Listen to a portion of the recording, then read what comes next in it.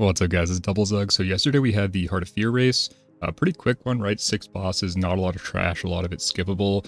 So I progressed 1 with like a 35-minute clear. Newman getting second by like less than a minute. I'm pretty close clustering too between like 1st through, 5th, 6th, 7th here. A lot of cool like compositional stuff here. There wasn't really like a clear favored composition. I'm also going to be going over holypalaswe's VOD just to look through like how they healed it, talk over some stuff here because I think there's some interesting things we can learn from it. The only other progress POV I could find is Jeb, who posted an enhanced POV, but I didn't see any POV from like the other healers. So definitely chuck him a sub. You can go watch his POV if you want to watch the whole thing. Who knows, maybe I'll do some Newman POV stuff if people are interested in that. They did do a decently different composition. Speaking of composition, you can see here there's actually like a very interesting spread. Progress did some really cool tech with, you can see all of these enhancement shamans. So Anfall definitely eating good here. Definitely he's, off the bench, which is, I'm sure, nice for him. Cool thing here with like just really maximizing the Stormlash totem, as well as the fact that like both Ellie and Enhance are like decent DPS outside of the Stormlash totem. And there's like a lot of damage amps on this, in this raid, right? There's like the Windlord and Enhance really bursts hard, and having full Stormlash uptime through like your whole lust plus any damage amps, you always have a Stormlash running. Kind of crazy. There's some logs of bosses where a Stormlash is doing like the top damage in the raid, which is just kind of insane. Also an interesting healing composition here. You can see they did triple Disc Priest. This is Amber Shaper. Even on like the first boss though, they did a 5 heal it, Garrelon's 5 healed, everything's pretty much 5 healed. Kind of surprising. A lot of these bosses are definitely 4 healable. You can see on Windlord, they did go down to 4 and they had the monk play Windwalker. Given the fact that they have so much damage with this composition and, Disc Priest do decent single target anyways. But also, what I would have more expected here is to get more of your Stormlashes from your healers, maybe run like 2 Resto Shaman, maybe run something that's a little bit safer for the tanks like a Resto Druid or a Holy Paladin, especially for Empress. But overall, I think this is really cool. You can see like on this Garrelon kill, Newman did kind of a similar thing to what I was saying there, where they dropped the Mistweaver and they swapped one of the Disc Priests for a Resto Shaman to get that Stormlash from a healer slot, and then they ran no Enhancement Shamans and 3 Ellie Shamans rather than 2. The other thing that's kind of interesting here is that with all these shamans, you get a huge amount of off-healing potential with like AG, Healing Tide. They can even drop Healing Rain, Healing Stream Totem from your hybrids here. And because like all the druid specs, Shadow Priest, stuff like that aren't that great, having a lot of shamans makes it less stressful on your healers to do like raw throughput, which is kind of interesting. There's also some really cool stuff that Progress did on Empress. They went Holy onto their Priest, which I think is really cool. We'll talk about that a little bit later as well. Holy Priest, again, as I mentioned before, incredibly sleeper spec, does absolutely nutty, insane raw HPS output. So any fight where, if you need a Halo to instantly top the whole raid, you just need lots of raw healing, like, potentially Grand Empress, maybe even like Garrelon if you're progressing that and it's getting kind of messy with people proccing crushes or whatever. Like, Holy Priest is insane. And you can see definitely a little bit vindicated here, people swapping to Holy Priest. Also, for the Disc Doomers, the rank 1 group did run 3 Discipline Priests, so the spec is still incredibly powerful. Honestly, could have been nerfed even further and would still have been fine. So, I've been seeing a huge amount of Disc Priest dooming, and I think a lot of that is just people who aren't used to the playstyle, and it just feels weaker than Cataclysm because you can't always be casting. I'm probably going to make a video on that, just how you need to change your play pattern, how you think about casting for Discipline Priest. Might make some people angry, do another like Smite Sucks video. Yeah, so kind of interesting comp here. To go over the DPS, you can see they're running, again, like all these enhancement shamans, kind of crazy. Not something that I think anyone would have predicted. And you can definitely see that like a lot of these other groups didn't predict it because there was no like consensus on that. You can see Newman, which is the rank 2, definitely going a little bit harder on like the DKs, Hunters. You can see Progress only running 3 Hunters here, double Arcane Mage, kind of cool, double Ellie Shaman. And again, this melee comp is just wild. Also, something kind of interesting is they're only running 2 Warriors, so they're just not valuing the banners, especially compared to Stormlash, which I think is kind of interesting, right? Like, banners being crit based, like as you get more secondary stats, I think they'll probably scale up a little bit better, whereas Stormlash is just kind of always good. I'm still kind of surprised that they didn't run like a Prot Warrior here. Let's look at what they ran for like the 3 tank things. Prot Paladin actually for Shek'Zir. What did they run for Amber Shaper?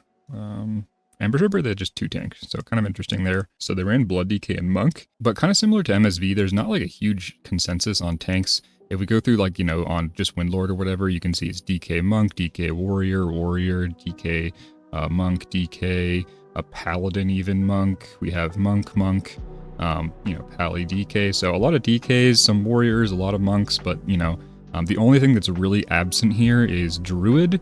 And even, you know, Druid in the number 7 group they ran. A bear druid. So some interesting stuff here. Basically like every tank spec represented, which is really cool. Healers are a little bit less diverse, but I do think it's interesting that Progress rather did run a Mistweaver. I think Mistweaver is very, very strong in this you know, instance. A lot of those damage amps, you know, Mistweaver does very, very good throughput. Having a revival in your bag to like emergency top people for mistakes is really nice. Even the tank healing on Monk is really, really good. Like anytime you can cleave, which you can cleave in this instance quite a bit, Mistweaver scales a lot better in damage and healing than Discipline Priest, so kind of a cool thing there. We also saw like a Druid in Sleepo who got 3rd. They ran kind of a similar just Hunter like DK stack comp, kind of cool. 2 Windwalkers actually. Windwalker also pretty powerful, especially on some of these encounters where they can just, you know, kind of cleave and go wild and like damage amps with their brew or whatever it is. So to finish off here, I'm going to look through Shek's 0 healing comps because this is like the 6 heal boss for most groups. So I'm just curious about what people ran. Progress here went all the way up to 6 just for safety, which I think is a good move. 6 healing here, kind of cool. 2 Holy Priests, really, really awesome. In my view, I think this spec is sleeper, incredibly just raw power. Newman only 5 healed it, so 3 Shamans though. Just insane safety with Healing Rain, and then 2 discs for the damage and absorbs. We had Sleepo, again, having that Druid, which I think is cool. Druid, you know, not the greatest raw HPS, but really good utility. Iron Bark, especially if you run the PvP set, really good for keeping your tank safe, you know, especially on something like Empress, where you just want like externals. Also the Holy Paladin, again, Holy Paladin, also another spec that just keeps your tank giga safe.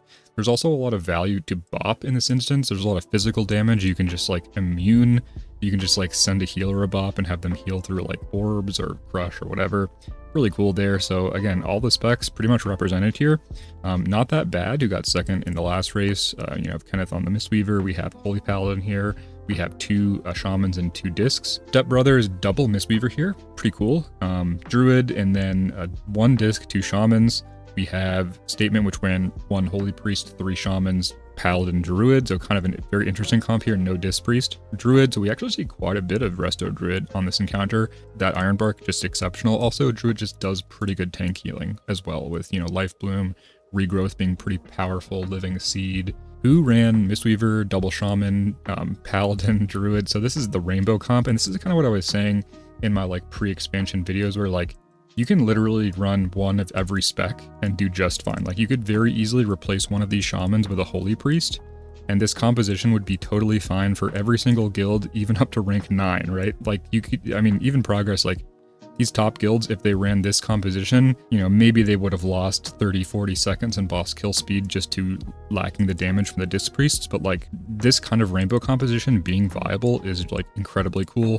And even with the damage, you know, like you see a lot of stacking of Hunters, some DK stacking, but, you know, again, you can also get really good success Shaman stacking. So really, really cool comp stuff here. Pretty exciting, you know, definitely that class balancing stuff paying dividends. However, again, in the rank 1 composition, seeing 3 Priests and 2 Shamans, a lot, again, just the Doomers are like BTFO, right? Like these specs are still incredibly powerful. All right, so let's go into the VOD now. So you can see this, all this first trash, they're just going to skip. I'm just going to kind of skip through this. It's just some big AoE. This stuff is all stunnable, so, you know, Cap Totem, all that stuff, incredible. Ring of Peace, all that stuff. You can also really aggressively spend your mana here, even in speedrunning situations. You can see he's just like hard spamming, going super low in mana, because Amber, which if you don't know about, is an item that you can get from the rep vendor from the bugs that will just restore all your mana and health in 10 seconds.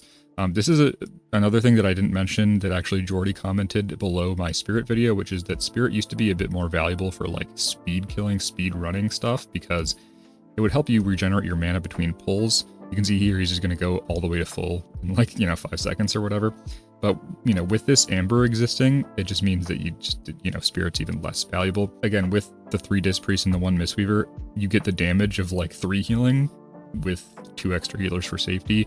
This boss really doesn't do that much damage. One thing I will mention though is that There's like a weird graphical bug that I experienced, which on beta, the white orbs were just much more visible. You can also see in some kill videos, like Jordy's guide video, the white orbs have like an inner glow that's very obvious. I didn't have that. I was like swapping all my graphic settings around to try to get them to be a bit more visible.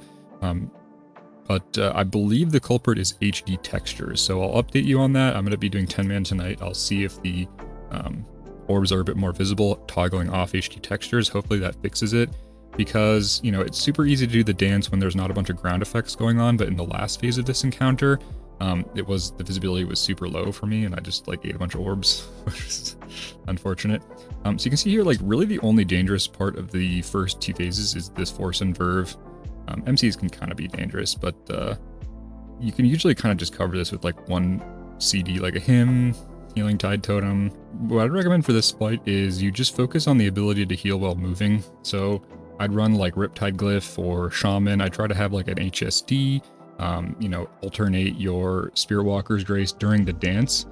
For progress, you know, all these players are going to be playing super clean, but you can see even progress, you know, they're taking a bunch of damage. You can see Anfall, Lin Rogue, W, you know, the Ret, the mages taking some hits there. So even these incredible players who've been practicing an insane amount get hit by the orbs a little bit during the dance.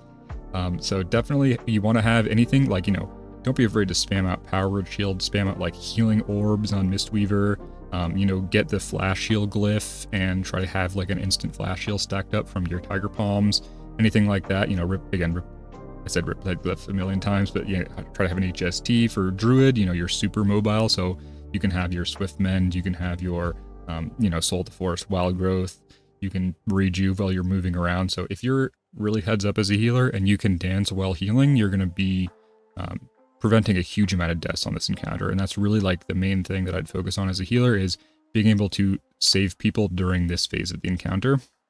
Another reason why I might actually take Ancestral Swiftness here as a shaman, just to have an extra instant cast. The MC here is kind of just like MC on Spirit Kings, is not too different. The one thing here is that you want to like put your fears on cooldown, and you can also CC the people that get MC'd. Like you can just ring a piece them. Quick disarm silence is really nice. You can also, you know, like leg sweep, shockwave, something like that. I wonder, yeah, they do a mass grip. It doesn't look like they actually use a CC though. They just kill them. See 2 of them actually living a good while there. So it could have been an opportunity to just use a very quick, like 3-second stun or something. I believe Shockwave is like pretty decent. Also, one thing you can do as a healer is when people are running into the gas, if people are low, you can just stay back. I'm actually going to back up here a little bit so we can see that again. So you can see here, he actually runs backwards.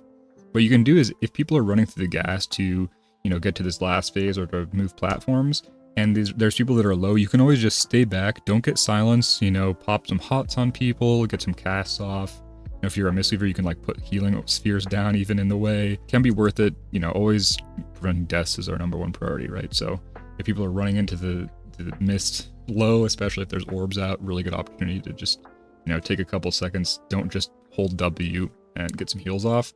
This is by far the most dangerous part of the fight, especially, again, because those white orbs, if there's lots of ground effects, you can see here there's like all these players, all these random ground effects. It can be very difficult to see what's going on here with the echo out and like the two spawns of these orbs. So just be super careful. Try to, like, you know, if you can, have a huge amount of cooldowns up for this, personals, you know, raid cooldowns, healing cooldowns especially. Also, if you have any kind of huge personal DR, you can always just like hop out of those shields and let the people who are fragile in there. You can, of course, you know, blocks, bubbles, anything like that, immunities.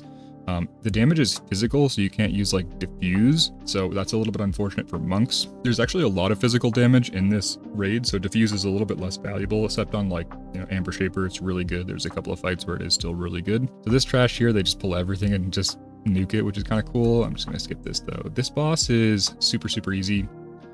This is probably like the heroic you'll do first if you're just like a more casual guild, I would imagine. You can even like kind of YOLO all the mechanics and do it all wrong and still kill the boss. You can see for here, they are still 5 feeling. Again, with all the damage from these healers, you don't need to drop, but you could easily drop healers on this.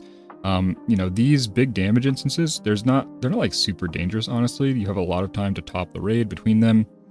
As long as people, you know, obviously get into the soak or whatever, which is kind of pass fail. actually very similar to the first boss, though. The major important like failure case and big healing difficulty for this encounter, especially if you're a more casual guild where you're not going to be doing all the mechanics like super perfectly, right, is going to be the like tornado tunnel gauntlet thing. And again, similar to the first boss, the most important thing there is that you have the ability to heal while moving. So any kind of glyph or talent setup that allows you to do that better is going to be really, really good. So like, again, Riptide glyph, you know, maybe Spirit Walker's Grace glyph, something like that. Or Disc Priest, you know, don't be afraid to spam some power word shields out. Be super good with your palms. Palms really incredible during that phase. Holy Priest, really nice on that phase. You can kind of go into single target, maybe spam some renews out, but generally speaking, you know, having your Divine Star or Halo or Cascade for that phase. So let's actually skip to that phase and just see what happens. Also, again, like kind of a good opportunity for Shaman to have Totemic Projection, because if you are dying in this Gauntlet phase, well, it's going to come up here pretty soon. They probably kill it so quick, they only get it for a short amount of time. Yeah, so you can see here, you just take this ticking rot damage, so perfect for Palm again. You're also stacked up at the beginning, so you can just like D-star into the whole raid, top everyone up really quickly before they boots away. But with Totemic Projection, you can do like dropping a Healing Tide or Healing Stream, running up and then moving it up so that you don't range it. That's pretty valuable. Yeah, and you can see here some kind of cool tech. If you go soon enough, you can use the, before the direction reverses, you can use the side walls to get there faster. So really cool tech there. And you can see when you're stacked up here at the end, the full raid is stacked, so really great opportunity for like Divine Star to shine, Healing Rain to shine, those stacked up heals. So that's Bladelord, kind of the easiest boss in the encounter, not a huge amount there. You can see here that holypalaswe is swapping his glyphs. I believe he did use Totemic Projection here. It's the first time I'm watching this. So yeah, he did swap the projection. So kind of a cool thing there. Definitely like mirroring my what I was saying there. Also swapping HST glyph on and off. There's a lot of physical damage that HST doesn't work for. I believe this fight does some decent amount of nature damage, so you do get that 10% DR for this.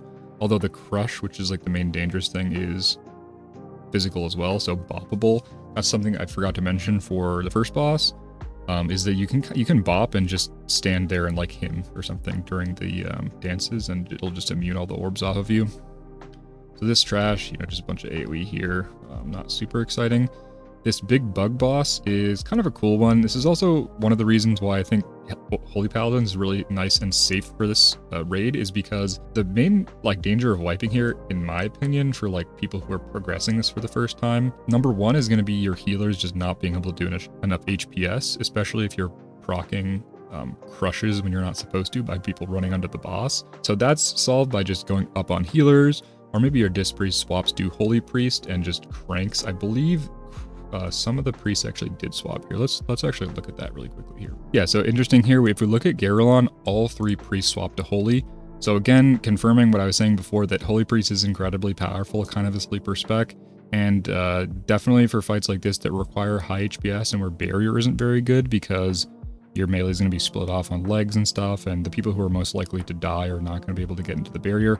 Also, you can see the HPS here, they're a little bit low in terms of the HPS, but if you look at overhealing, this is something that's going to be very common for Holy Priests, where they're just absolutely gapping on raw HPS. So this means if you are in the situation of like dropping healers later on in the tier, or like speed killing or whatever, this raw HPS is going to be more actualized.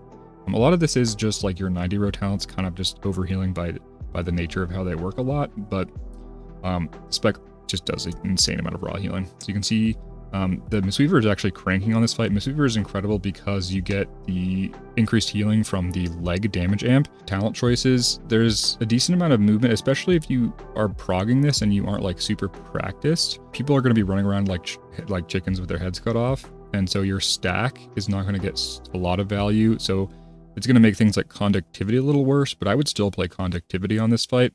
I would probably keep Riptide Glyph on for this fight. If you have a Holy Paladin, what you want to do is just put your beacon on the person with pheromones. That's going to make them totally immortal, and your biggest wipe condition for this fight is just having your pheromone person die a bunch of times, having it be super messy. Beacon on the pheromone makes you basically able to just completely ignore them for the whole fight, and they should be just immortal. But if you don't have a Holy Paladin, you really have to be focused on making that person live, so keeping like Inner Shield on them, keeping Hots on them, Even potentially having like a healer just go out and babysit them. Like you go up to 6 healers and just have one of your healers' job just be to babysit the pheromone person and not, you know, sometimes you're going to be out of range of the raid or whatever. It's the way it is. I actually kind of like Cascade on this fight because right when the Crush comes out, you can preload your Cascade healing. It has a very high travel time and it's not like positional dependent, so it's going to heal everyone, including like, you know, the pheromone person, the tanks, everyone, and regardless of range. And you can have one up for every single Crush. So I would probably play Cascade unless you're like super organized and you have like your halos scheduled out where like, you know, here you have 3 priests, you can have 1 halo, 1 or 2 halos for each Crush. And you can see they're like running out with their halo to get max range on both the melee and the range stack here. So, you know, with proper play, especially if you have like 2 priests, halo is really powerful, but if you're just the solo only priest in the raid, I would probably play Cascade here. And the same thing kind of goes for the other healers, right? Like for Healing Tide, I would definitely press the Healing Tide like a few ticks of time before the Crush goes out, just to make sure everyone's fully topped. It's actually like a super fun healer fight in my opinion, especially like if you go down in healer count. This fight is very mana testing, it's very HPS testing. Pretty fun, especially again if people are like proccing random Crushes by running into the middle.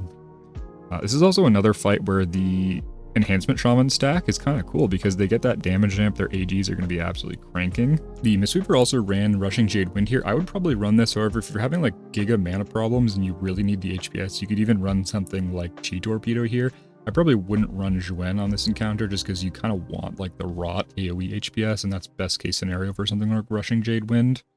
For HPL, I'd probably run SH on this fight, and for Druid, just Soul the Forest all the way through. I don't think there's like crazy tree form opportunities here, honestly. Big damage amp fight. You can see, I think they actually went down a healer for this, as I mentioned before. Let's look at that. Windlord Malurak. All right, so never mind. I thought they were 4 healing this, but actually holypalaswe did swap to Elemental. It's just bugged on logs, and it shows him as Restoration. So he does swap to Elemental, which, you know, so they are 3 healing. It's just triple Disc Priest. You could definitely even go lower than that. It's just like the Disc Priest do decent single target anyways, and I don't think Shadow Priest is really that good on this fight. So you don't get like that much damage swapping here. So that's this fight. Again, this fight is like not super interesting. It's just kind of you burn the boss, and it's kind of a boring healer fight, honestly. There's no damage. It's just some light tank damage that's very livable, and then very like infrequent big AoE on the raid that you just press 1 cooldown for and it's covered. We're gonna skip through this, honestly. Just doodly do, you know, don't get wind bombed. This trash they just skip through. They go into the amber thing, they just pull everything together. I imagine they actually pull everything into the boss, which is kind of cool. There's not like, again, lots of damage or like mechanics or anything really happening for the first phase of Amber Shaper, so good opportunity to just pull trash to the boss and do some cleave, even get some funnel going here. One thing I'll mention about Amber Shaper is a lot of the guys and stuff make a big deal about the healer debuff, which is a dot that goes out on the raid that picks 1 person, and that person will take more and more damage the more they're healed. And what I'll say for this mechanic is that you can kind of mostly just completely ignore it, and it just isn't dangerous. If it goes on anyone with a significant personal defensive, diffuse, bubble, you know, dispersion, cloak, anything like that, you can kind of just ignore it and they just pop a defensive for the last 4 or 5 seconds of the dot. And even if it stacks up to like, you know, 200, 300k or whatever, you just heal through it, or they defensive through it. So I wouldn't honestly really pay too much attention to that dot. It's kind of like the gimmicky healer mechanic thing, but and there's stuff you can do to get around it. Like you can use Spirit Shell, you can use Absorbs, Life Cocoon, things like that to prevent their health from taking damage so that healing doesn't like proc the effect. But again, you just don't need to do that because it's not actually dangerous enough to really worry about. So honestly, like we were progging this last night and we had our 1 priest was holy. It just didn't matter. If it ever got dangerous or if it ever went on someone who like is super squishy or something, I would just life cocoon them. But otherwise, we never had a single death, and we just, you know, most of the healers were going in blind. We were just, you know, I wasn't stopping smart healing. Nobody was stopping their smart healing or anything, or like moving their healing reins around, and it just isn't dangerous. So for healing for this fight for phase 1, there's really no damage. It's just very light rot damage, unless somebody like messes up and misses their explosion. But you can see there somebody did explode, and the explosion from the little dudes is just not that dangerous. Even in like this gear level with this stamina, you know, nobody died. You just heal through it. It's like not a huge deal, especially if you aren't dropping healers super aggressively. The really dangerous one is the explosion from the boss that you're going to kick. For healing for this fight, definitely like a big AoE rot fight, so conductivity is really good here. Divine Star is great if you can get enough hits. It's also a really good rushing Jade Wind fight, Soul of the Forest fight. I probably wouldn't take Tree Form here just because you want the overall like just roddy HPS here. For Paladin, I would definitely run SH here. You just, again, want that just Radiance. There's nice Radiance consistency, and LOD is great as well. And honestly, like the tanks don't seem to be too threatened by this fight, in my opinion. So the extra beacon healing from EF is like not super important. So this third phase here, you can see they're like obviously playing really well, and they have the strat where they go in with like all the stacks on the boss, so it's not going to be super long phase. And in this phase, there's going to be much higher rot on the raid, so great time to roll like defensives and healing CDs. Try to have healing CDs available for this.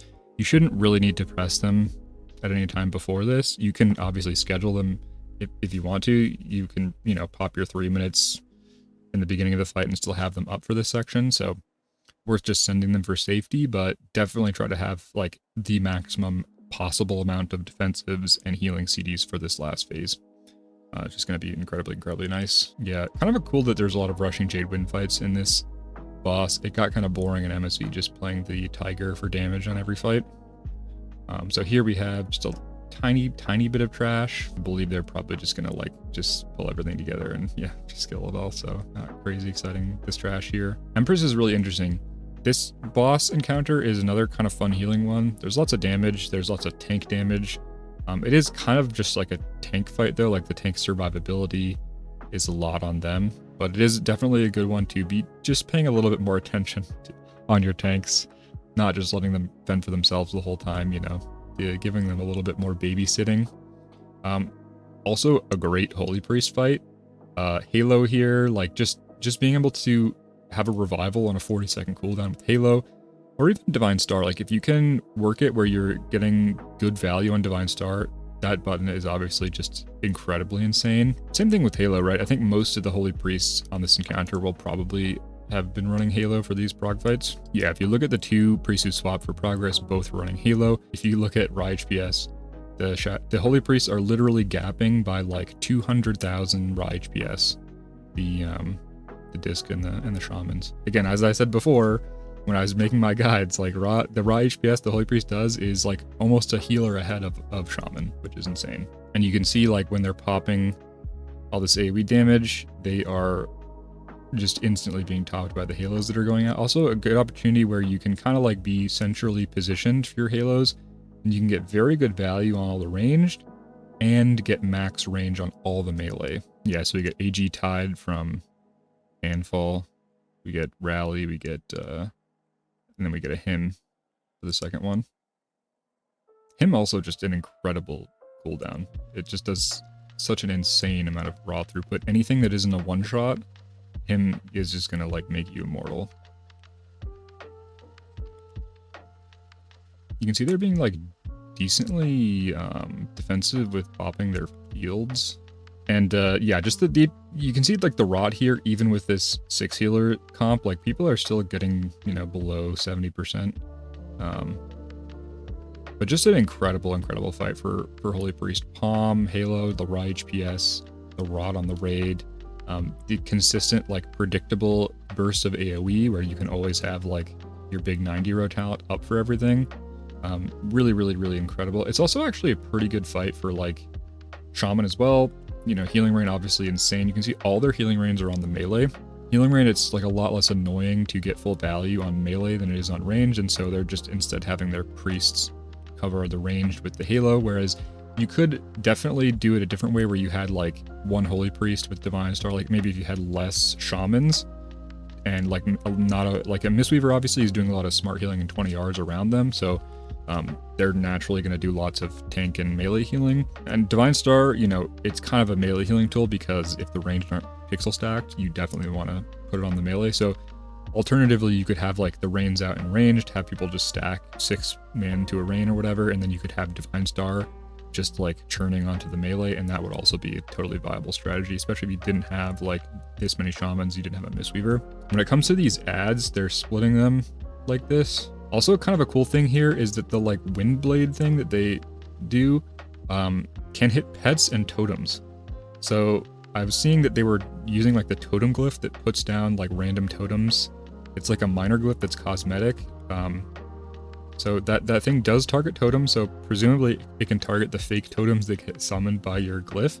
So just a tiny little min-max there that you could potentially do. But yeah, this is definitely the part of the fight where you want to be even more babysitting your tanks. And Halo, again, pretty strong here because the raid's going to be a little bit spread out with the strategy, so being able to cover all the people who are like out kiting or whatever is pretty powerful. And I think this, if you're like progressing, especially if you're going in blind, this boss and Amber Shaper are really going to be the ones you want to focus on spending most of your time.